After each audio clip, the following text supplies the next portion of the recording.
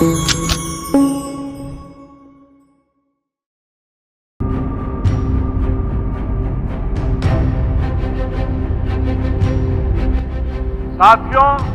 22 अप्रैल को जम्मू कश्मीर के पहलगाम में आतंकियों ने मासूम देशवासियों को जिस बेरहमी से मारा है, उससे पूरा देश व्यथित है। कोटि कोटि देशवासी दुखी हैं। सभी पीड़ित परिवारों के इस दुख में पूरा देश उनके साथ खड़ा है। ये हमला सिर्फ निहत्थे पर्यटकों पर नहीं हुआ है। देश के दुश्मनों ने भारत की आत्मा पर हमला करने का दुस्साहस किया। मैं बहुत स्पष्ट शब्दों में कहना चाहता हूं, जिन्होंने ये हमला किया है, उन आतंकियों को और इस हमले की साजिश रचने वालों को उनकी कल्पना से भी बड़ी सजा मिलेगी। सजा मिलकर के रहेगी। अब आतंकियों की बची खुची जमीन को भी मिट्टी में मिलाने का समय आ गया है। 140 करोड़ भारतीयों की इच्छा शक्ति अब आतंक के आकाओं की कमर तोड़ कर रहेगी। भारत माता की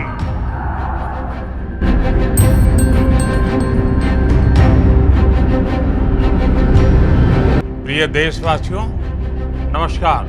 हम सभी ने बीते दिनों में देश का सामर्थ्य और उसका संयम दोनों देखा। मैं सबसे पहले भारत की पराक्रमी सेनाओं को, सशस्त्र बलों को, हमारी खुफिया एजेंसियों को, हमारे वैज्ञानिकों को, हर भारतवासी की तरफ से सैल्यूट करता हूं। हमारे वीर सैनिकों ने असीम शौर्य का प्रदर्शन किया। आज हमारे देश की हर माता को, देश की हर बहन को और देश की हर बेटी को ये पराक्रम समर्पित करता है। साथियों, 22 अप्रैल को पहलगाम में आतंकवादियों ने जो बर्बरता दिखाई थी, उसने देश और दुनिया को झकझोर दिया था। छुट्टियां मना रहे निर्दोष मासूम नागरिकों को धर्म पुष्कर उनके परिवार के सामने, उनके बच्चों के सामने बेरहमी से मार डालना, यह आतंक का बहुत विभत्स चेहरा था, क्रूरता थी। ये देश के सद्भाव को तोड़ने की घिनौनी कोशिश भी थी। मेरे लिए व्यक्तिगत रूप से ये पीड़ा बहुत बड़ी थी। हमने आतंकवादियों को मिट्टी में मिलाने के लिए भारत की सेनाओं को पूरी छूट दी थी। और आज हर आतंकी, आतंक का हर संगठन जान चुका है कि हमारी बहनों बेटियों के माथे से सिंदूर हटाने का अंजाम क्या होता है। अटैक हुआ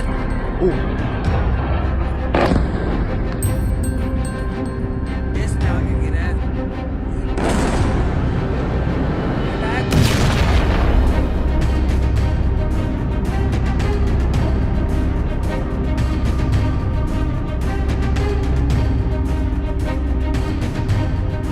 साथियों, ऑपरेशन सिंदूर ये सिर्फ नाम नहीं, ये देश के कोटि कोटि लोगों की भावनाओं का प्रतिबिंब है। ऑपरेशन सिंदूर न्याय की अखंड प्रतिज्ञा है। 6 मई की देर रात, 7 मई की सुबह पूरी दुनिया ने इस प्रतिज्ञा को परिणाम में बदलते देखा। भारत की सेनाओं ने पाकिस्तान में आतंक के ठिकानों पर, उनके ट्रेनिंग सेंटर्स पर सटीक प्रहार किया।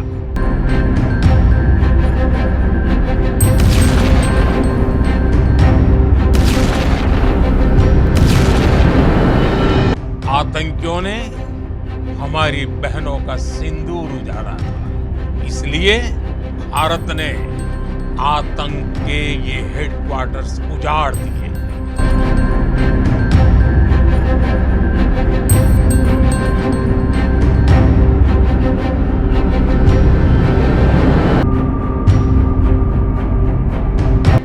भारत के इन हमलों में 100 से अधिक खूंखार आतंकवादियों को मौत के घाट उतारा गया है।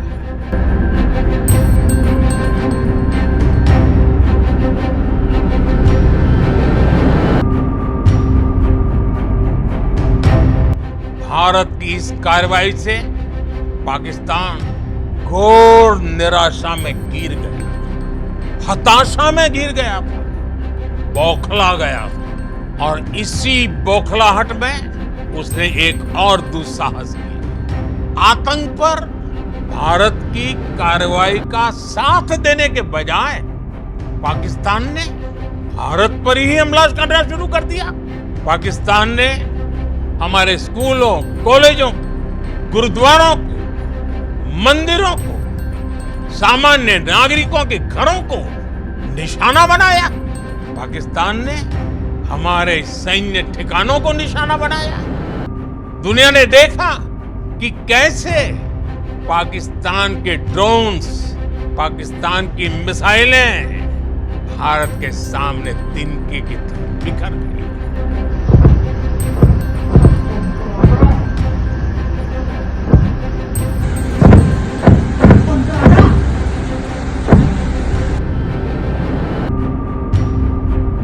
पाकिस्तान की तैयारी सीमा पर वार की थी, लेकिन भारत ने पाकिस्तान के सीने पर वार कर दिया। However, following these relentless attacks on our air bases, on our forward positions and on our civilian targets, this was time to convey some message to our adversaries. And therefore, a decision was taken to strike where it would hurt. And towards that, in a swift, coordinated, calibrated attack, we struck his air bases, command centers, military infrastructure, air defense systems across the entire Western Front. The bases we struck include Chaklala, Rafiki, and mind you, Chaklala is Islamabad. Rahim Yar Khan, Sakar, sending a clear message that aggression will not be tolerated. This was followed by strikes at Sargoda, Bholari, Jacobabad. We also struck the C2 centers at Murid, the UAE complex at Murid, Rafiki, radar at Chunia, which I will show you, Rahim Yar Khan airfield, and the unmanned combat aerial vehicle hangar at Sakar.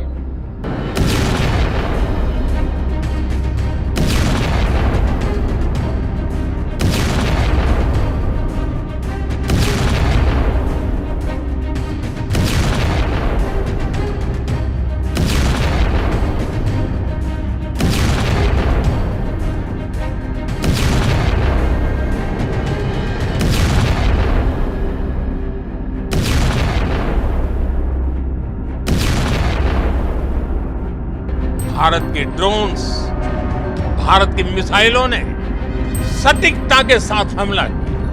Pakistani वायुसेना के airbase को नुकसान पहुंचा, जिस पर पाकिस्तान को बहुत घमंड था।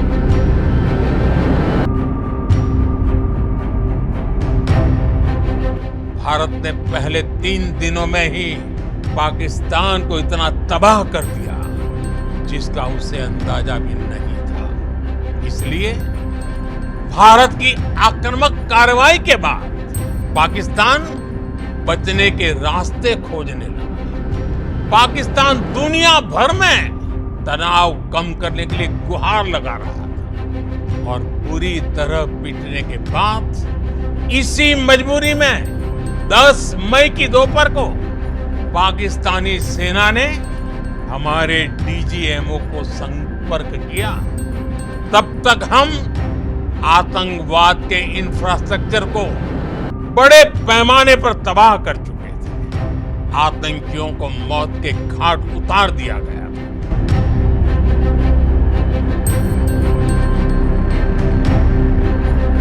भारत का मत एकदम स्पष्ट है। टेरर और टॉक एक साथ नहीं हो सकते। टेरर और ट्रेड एक साथ नहीं चल सकते और पानी और खून भी एक साथ नहीं बह सकता। मैं एक बार फिर भारत की सेना और सशस्त्र बलों को सैल्यूट करता हूं।